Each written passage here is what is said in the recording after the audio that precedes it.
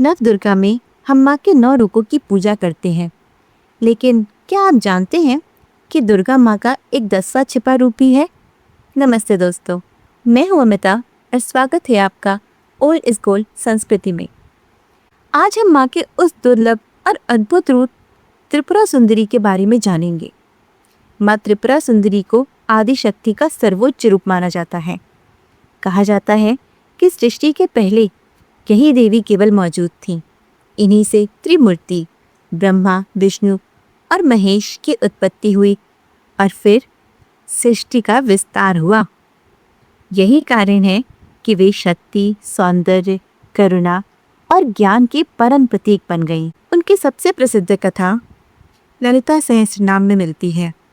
इसमें बताया गया है कि भंडासुर नामक असुर ने भगवान शिव से वरदान लेकर अपार शक्ति प्राप्त कर ली थी। अपनी ताकत के बल पर उसने लोकों में अराजकता फैलाना शुरू कर दिया। तभी देवताओं ने माँ त्रिपुरा सुंदरी से सहायता मांगी।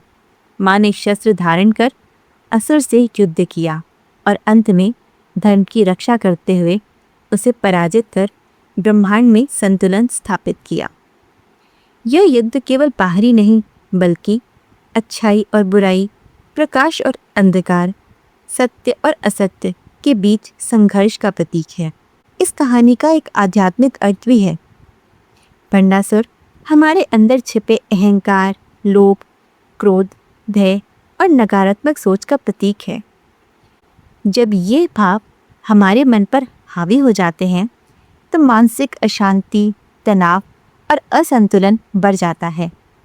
माँ त्रिपुरा सुंदरी की शक्ति हमें याद दिलाती है कि भीतर की जागरूकता, धैर्य, करुणा और आत्मबल से ही हम इन अंधेरों पर विजय प्राप्त कर सकते हैं।